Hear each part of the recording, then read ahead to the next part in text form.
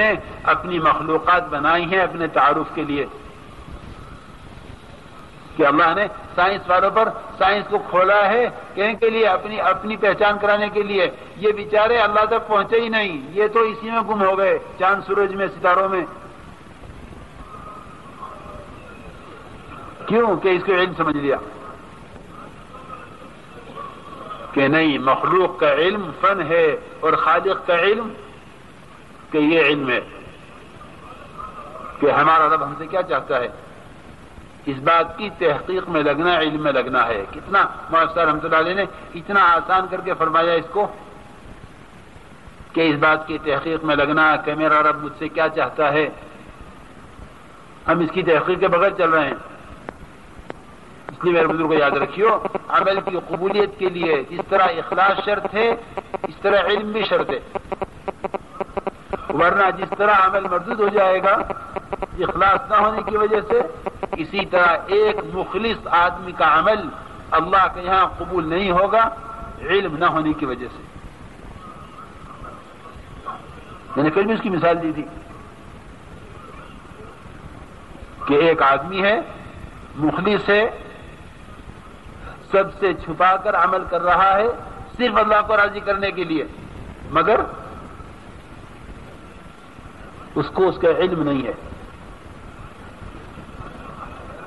کہ عصر کی نماز کے بعد وہ کہیں چھپ کر نفلیں پڑھے۔ عصر کی نماز کے بعد کیا کرے؟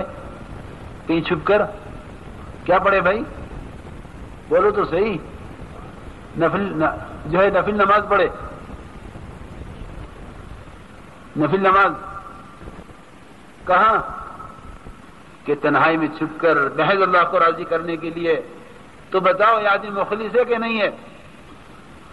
ہے بھائی کہ مخلص ہے، عمل قبول ہوگا اس کا؟ کہ عمل قبول نہیں ہوگا، کیونکہ اس کے اخلاص میں جہالت بھی ہے۔ اس لیے عمل تین چیزوں سے بنے گا، اخلاص ہو، اللہ کا دھیان ہو اور علم ہو۔ اس لیے میرے بزرگوں دوستو، حدیث میں آتا ہے علم دو قسم کا ہے، العلم علمان، علم فی القلب فذاک علم نافع، وعلم فی اللسان فذاک حجت اللہ علی ابن آدم، او کما قال علیہ الصلوۃ والسلام۔ کہ علم دو قسم کا ہے، ایک زبان کا علم، ایک دل کا علم۔ کہ دل کا علم تو اس کو نفع دے گا، اور زبان کا علم کہ زبان کا علم ابن آدم کے خلاف حجت بنے گا، کیونکہ یہ علم جو دل کا ہے یہ عمل کا تقاضا کرے گا، کہ دل کا علم عمل کا تقاضا کرے گا۔ اس لیے اس علم کو دل کا علم بناؤ، یعنی علم کی دعوت سے، اللہ والے علم سے کامیابی کا یقین پیدا کرو۔ اس کو دل کا علم کہا ہے کیونکہ دل جو ہے وہ اخلاص کی جگہ ہے، ایمان کی جگہ۔ ایمان اخلاص ایک چیز ہے، ایمان اور اخلاص ایک ہی چیز ہے۔ تو یہ جو کہہ رہے ہیں کہ دل کا علم، کہ اس کا مطلب یہ ہے کہ ہمیں جس طرح کلمہ کا اخلاص چاہیے حرام سے بچنے کے لیے، اس طرح نماز کے اخلاص چاہیے منکرات سے بچنے کے لیے، اسی طرح علم کا بھی اخلاص چاہیے اطاعت کرنے کے لیے، ورنہ معلومات سے نہیں ہوتی اطاعت معلومات سے نہیں ہوتی۔ کہ اطاعت تو اندر کے تقاضے سے ہوتی ہے، کہ معلومات کا تعلق دماغ سے ہے، اور عمل کا تعلق دل سے ہے۔ کیوں بھائی سن رہے نا؟ یہ ادھر دیکھ رہے، ایک آدمی کو میں دیکھتا ہوں، ایک کو، اس لیے کہ بھائی ہمارا تو سرمایہ آپ ہی لوگ ہیں نا۔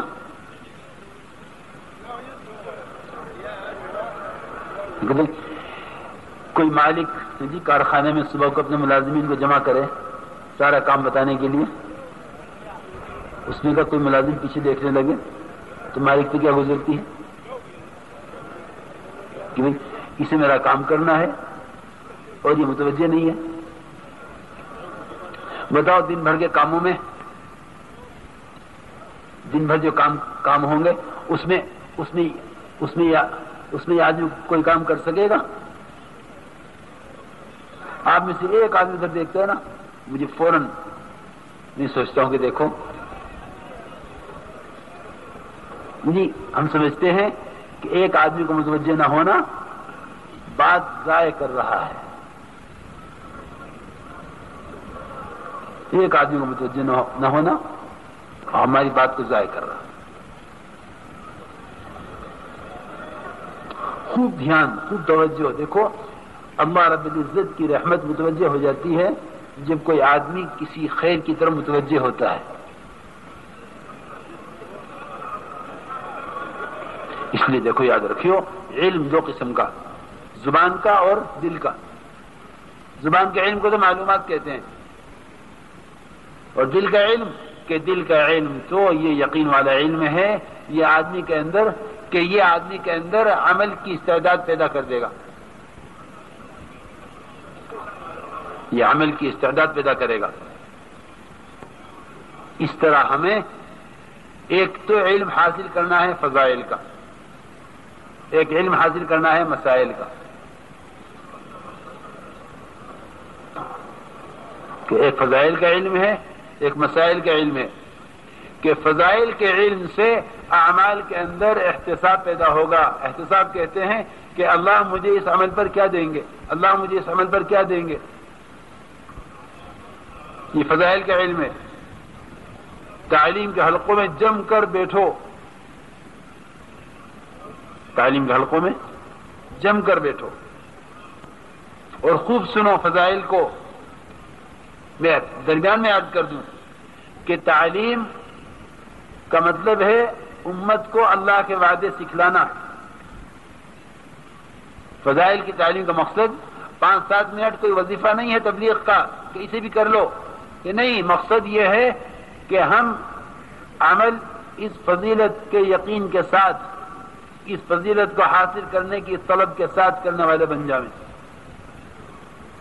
اس لیے ایک ایک حدیث کو تعلیم مسجد میں ہوتی ہو یا گھر میں ہو رہی ہو یا جماعت میں نکل کر ہو رہی ہو یا اجتماع میں ہو رہی ہو یا مشورے میں ہو رہی ہو،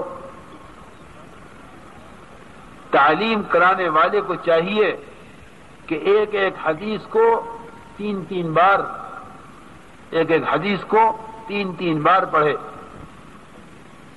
یہ ہم بار بار کہتے ہیں روانگی میں۔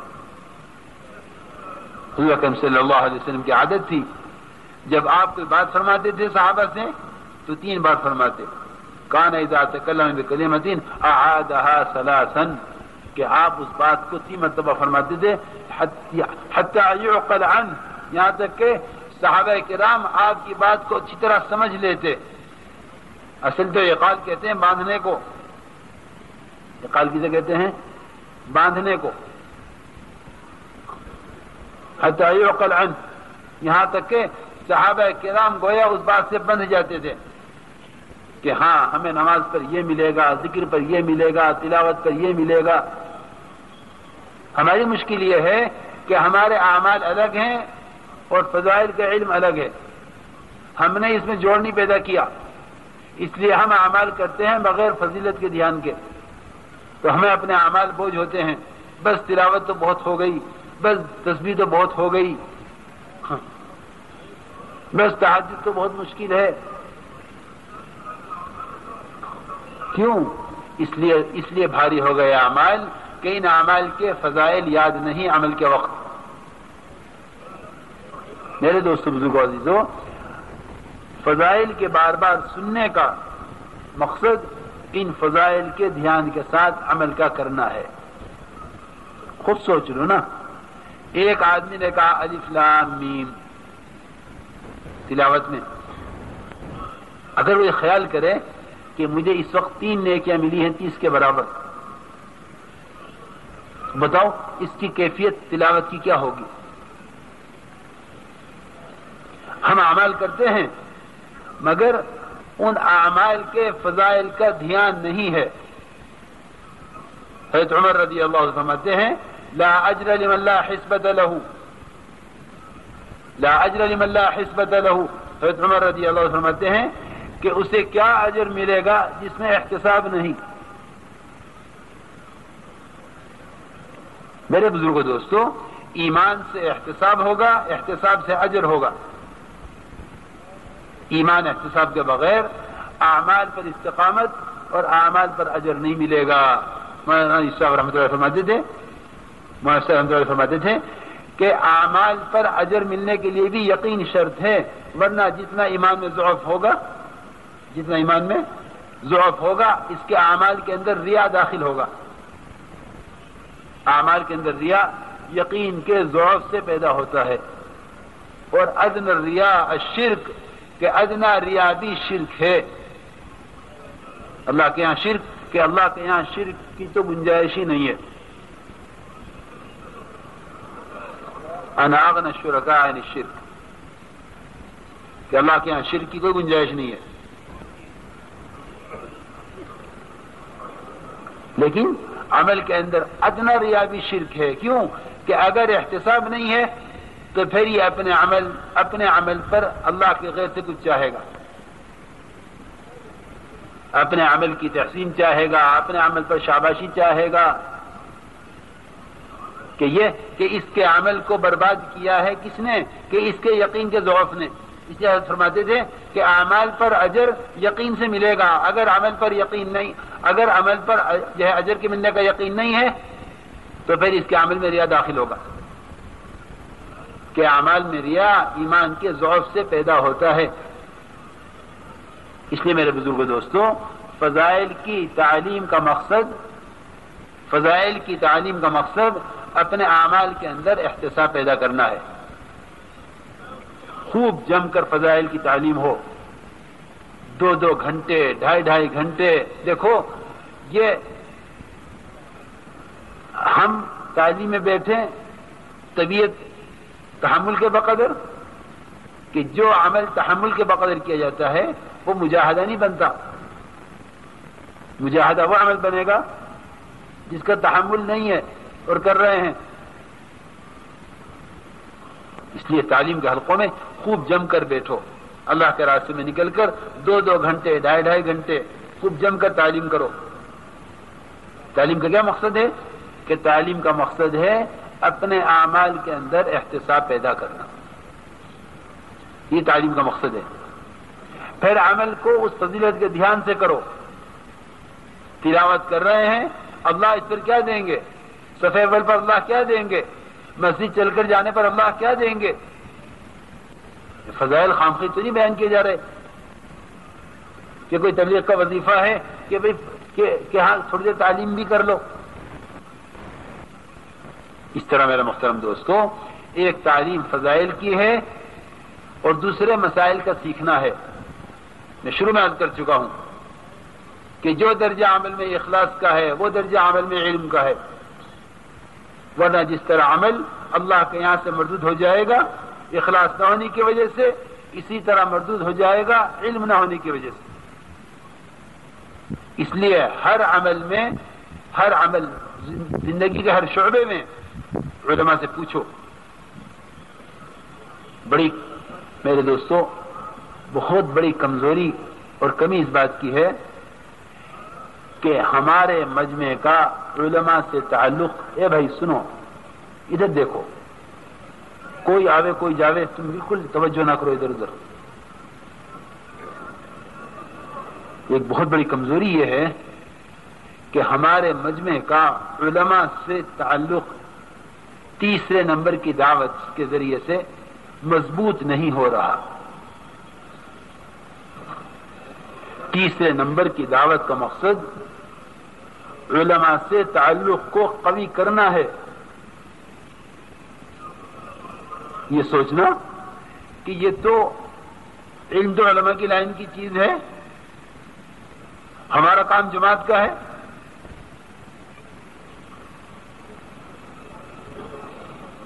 یعنی میرا مولانا صاحب کی ہدایت پڑھ رہا تھا، حضرت نے فرمایا اس میں کہ اگر تیسرے نمبر کی دعوت سے علماء کی اور علم کی عظمت پیدا نہیں ہو رہی ہے تو اس کو تیسرے نمبر کی دعوت سے فائدہ نہیں ہو رہا۔ یہ کیا مطلب علم کی دعوت کا؟ کہ علم اور علماء کی عظمت پیدا ہو، علماء کی مجلسوں کے محتاج بنو. اور فرماتے تھے کہ علماء کی زیارت کو عبادت یقین کرو.